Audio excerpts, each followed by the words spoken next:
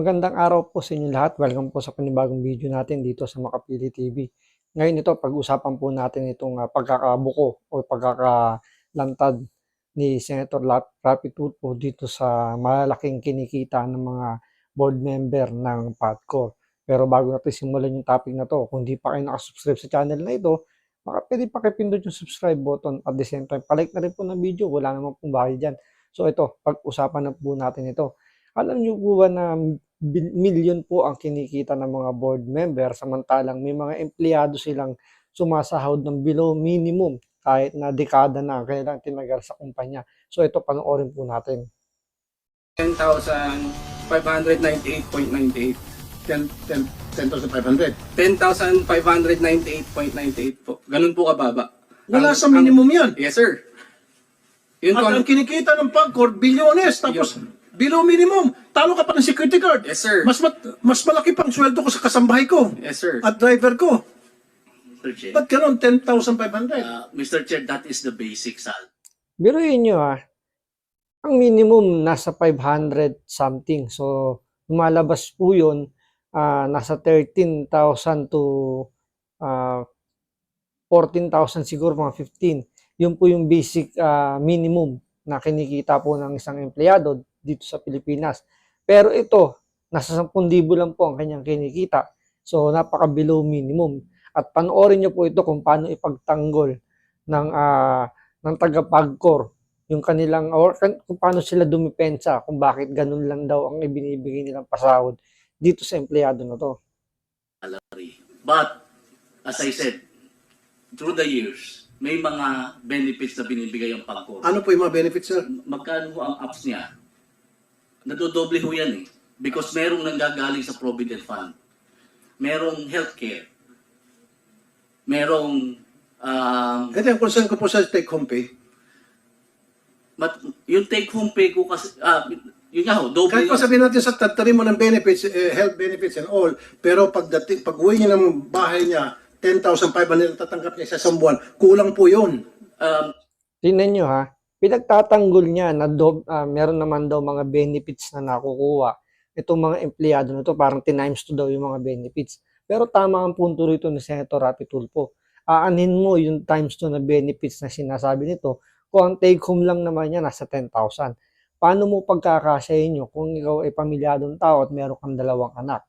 Kung nangungupahan ka pa, anong mangyayari dyan sa kikitain mong 10,000 kada buwan, kahit sabihin mong doble pa yung health benefits sa sinasabi nitong taga-PAGCOR na to, na pinagtatanggol pa yung kanyang, parang makikita nyo yung sentimento niya wala sa empleyado para tulungan.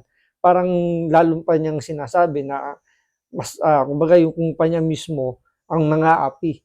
Yung pa yung pinagtatanggol niya yung kumpanya o yung itong GOCC, yung PAGCOR mismo, ang umaapi sa kanyang mga empleyado. Mr. Chair, Sa isang pamilya na 2 anak. Mr. Chair, ang sabi ko nga ho, dodoble yun. Because of that release sa Provident. Magkano take-home pay niyo po? Sir, ulit po muna. Magkano po yung regular? Ano po magsasabi kasi matagal na po ako sa PAGCOR since 1986. Ang basic salary ko is 15,500. Mayroon din akong allowance lang.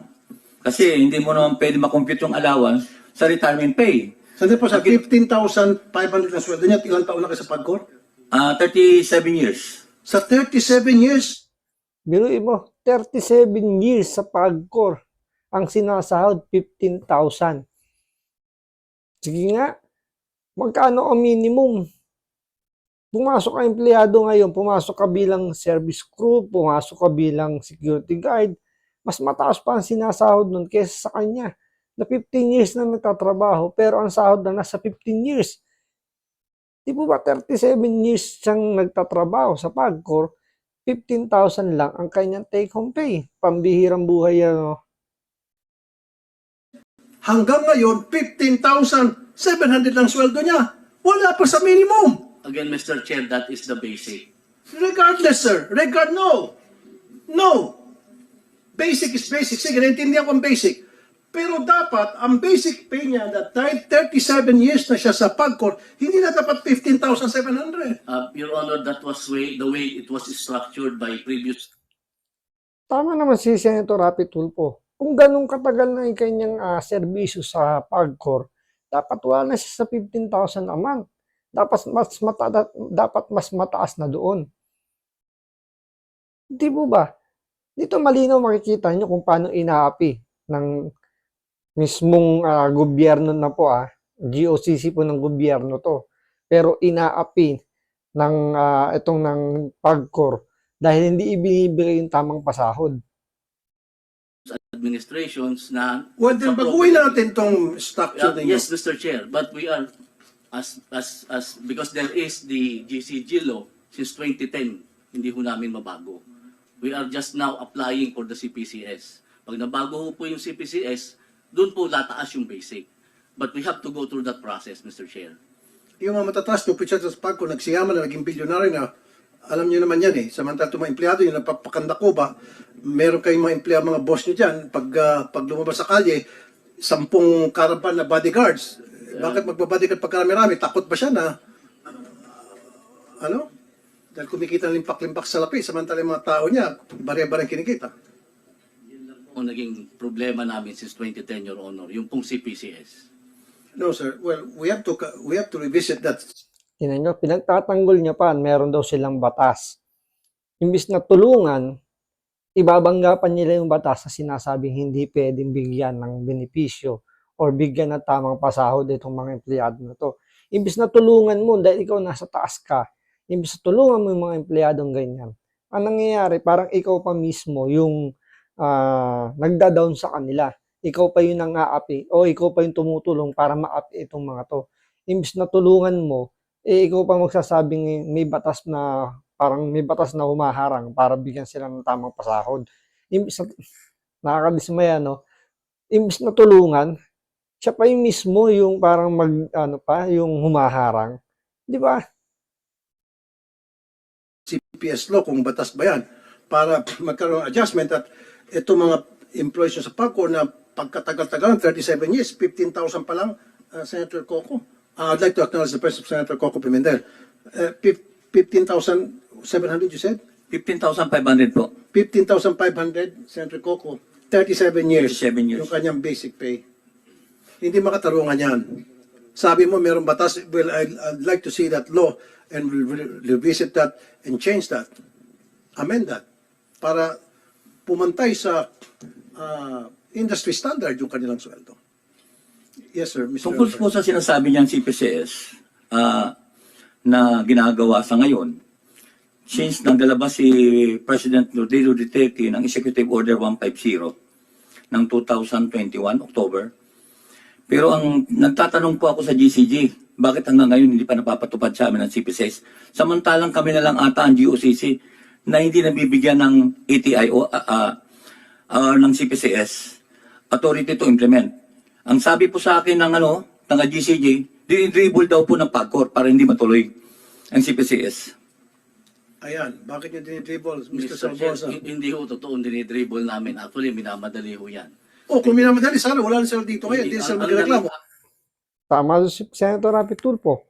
Kung minamadali yan, bakit umabot pa sa 37 years na 15,000 pa rin yung kanya salary? Yung isa, nasa 10,000 a month yung kanya sweldo, 12 years na siya sa kumpanya. Yan pa yung minamadali. Diba? Imbis na sabihin niya na, okay po, sige, mamadali ba po namin yan, ginagawa na po na paraan para tumaas sa sahod niya. Hindi. Parang siya po mismo yung humaharang. Diba mararamdaman mo kasi, imbis na tulungan niya, makikita mong hinaharang niya eh. Diba? Mapi-feel nyo na, hindi siya willing tumulong dun sa mga empleyado. Ang side niya, nasa kumpanya, sa PAGCOR. Dahil siguro malaki ang sinasahod nito at ayaw niya mabawasan yung kikitain niya. Kung itataas ang sahod ng mga nasa baba, baka maapektuhan yung kanyang sisweldohin. Actually, hindi ko alam kung sino nagsabi sa kanyang dinidribble ng PAGCOR. Sino nagsabi sa inyo na dinidribble ng Ang head executive assistant po ni dating chairman ng GCG, ni Commissioner Quiros, Justice Quiros. Ang nagsabi po sa akin, si Attorney Remus Reyes, na O kung nagpapasa po sila, pero kulang. Anin mo yung kulang kung hindi naman ma-aproban. So ang tingin po na ni Atty. Ramos, dinidribble. Oo nga naman, di ba? Kaya ka magsasubmit ng mga requirements para i-approve yung mga request nyo. Eh kung ipapasa mo ng kulang-kulang, paano nga naman ma-approve yun? So ibig sabihin, hinaharang talaga yung pagtaas ng kailang mga sweldo. Ayaw itaas kasi baka maapektuhan yung sasahurin nitong mga opisyal ng PAGCOR. Kasi kung kinukumpleto nila ang pagpasa ng mga papel, automatic ma-aproban po. Attorney Salvosa. Your Honor, please, I think that if that is the perception of the person, it's not reflective of the position of the agency. Sir, yung sinasabi mo, it's that the perception, para sa akin, hindi mahalaga yon. Mahalaga rito na meron silang mga sinasabi, supported by facts, na 37 years na sila, 15,500 pa lamang ang kanyang basic. Ikaw, Mr. Samson, ilang taong ka na? Sa PAGCOR? Sir, by April 16 po, I will turn 12 years na po sa organization. Ito naman, 12 years na ang basic salary niya, 10,500 pesos. Mas malaki pang sweldo ng kasambahay ko. Actually nga ho, Mas sir, malaki pang basic na sweldo ng kasambahay ko sa 10,500. Ito'y 12 years na sa inyo. At kumikita ang PAGCOR ng bilyones. actually ho, sir, yun nga po ang sinasabi ko. That is how the benefits package and the compensation package. Nasa batas ba yan? Hindi po, kasi before the Hindi GCG, nga, nasa batas ba yan? So, sa PAGCOR lang na ano yan? noon po kasi ang No, before, ang tanong ko, wala sa batas. Your Honor. So, kayo lang gumawa-gawa. Your Honor, No, yes or no lang. Kayo nasa lang batas po, Your Honor. Na anong klase, anong Doon batas? po sa charter ng PAGCOR may nakalagay pong provision that personnel policies of PAGCOR shall be governed by the board. Governed by the board. So, Board lang ang nag-approve. Ibig sabihin, hinaharang ng board ang pagtaas ng sahod ng mga empleyado ng PAGCOR dahil mababawasan ang kikitain nitong mga board member ng PAGCOR. Kita nyo na, ibig sabihin, talagang may lumalabas para may sindikato na rin dito sa loob ng PAGCOR. kung gano'n, governed by the board, kayo dyan sa board, sabihin nyo kung magkano yung dapat maging basic nila, that should be up to the market standard, industry standard. Wala sa industry standard to. 37 years, 15,500 pa lang yung kanyang basic. 12 years, 10,500 yung kanyang basic. Kayo lang pala dyan sa board ang gumagawa ng patakaran. Your So Honor, baguhin yung patakaran. Sino ba yung mga nasa board? Ah. Magkano ba sweldo ng bawat board? Ikaw, nasa member ka ng board. Ayan, ito, mauungkat na kung magkano ang kinikita ng mga board ng PAGCOR. Bubusisiin at hihimayin ni Senator Rapi Tulfo. hindi po. Magkano sweldo ng board? Isang member, magbigay ka ng example. Wala akong sweldo, allowance lang po. Magkano allowance per meeting? Kasi alam ko, per board meeting, magkano? Hindi ko po alam yun. No, imposible. Tingnan nyo, magmamang-maangan pa na hindi niya alam. Nasa PAGCOR siya, hindi niya alam kung magkano kinikita ng board ng PAGCOR. Diba? Nagmamang-maangan pa. Papalusot pa. Makita nyo talaga rito, mararamdaman nyo na itong taong to hindi para sa mga empleyado. Ito ay para lamang sa PAGCOR. Meron tong pansariling, kumbaga parang pansarili niya lang yung kanyang tinitingnan. Wala siyang planong tumulong sa kanyang kapwa.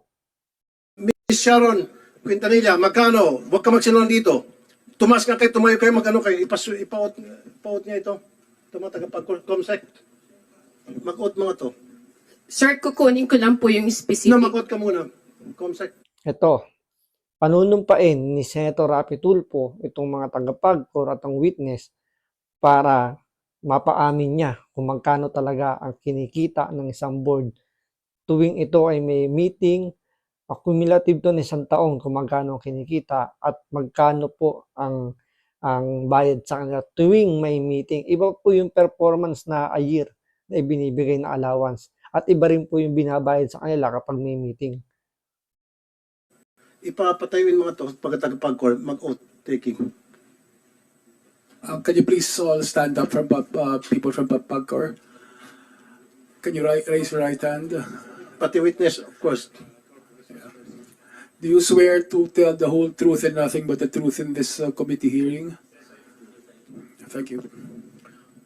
Okay, Mr. Sharon Quintanilla, yung sweldo ng board sigun sa pag merong board meeting. Tama? Meron pong allowed na amount lang po per meeting po nilang Kaya nga, mga. magkano yung kanilang allowed per meeting? Balikan ko lang po kayo, kukunin ko lang po yung exact amount. Ilang minuto? Saglit lang po, sir.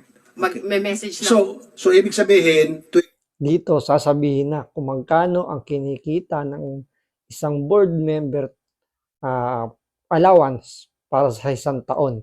Dito mabibigla kayo kung magkano ang kinikita ng isang board member. Depende pa yun kung ilang meeting yung gagawin nila. Pero sa isang taon, ang ibinibigay sa kanila ay ganito kalaki. board meeting na meron silang sweldo. Pag walang board meeting, wala silang sweldo. Yes, sir. On top of that, wala po silang ibang nakukuha. Magkano- Pero on top of that po, meron silang nakukuhang performance-based incentive na Annual. annual lang po. Pero Magka- subject po sa approval pa din po ng GCG. I know, pero magkano yung performance? Variable po yung amount. Magkano yung average? I think yung last ko pong recall, baka a little above 1 million lang po. Oh, tangina. Ay, sorry.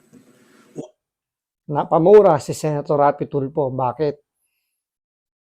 1 million pesos ang kanilang allowance for the whole year.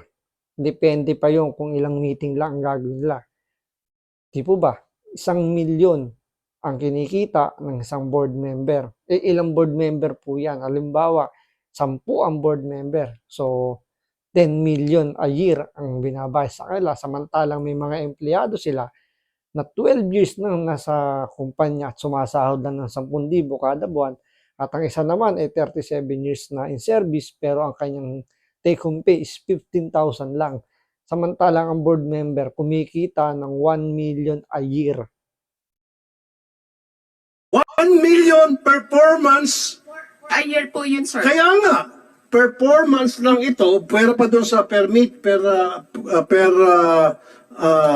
board meeting, attendance board meeting. So 1 million. If we are No, annually. Para sa kanila tinatawag na performance rating na lahat naman sila nakakatanggap. ay depende po kung mamimit po namin yung requirements. Of course, mamimit yun dahil kayo lang eh. Meron po kasing required na makakuha kami ng at least No, 90% i-divide nyo nga yung 1 ng million aming divided by performance 12. po. Ha?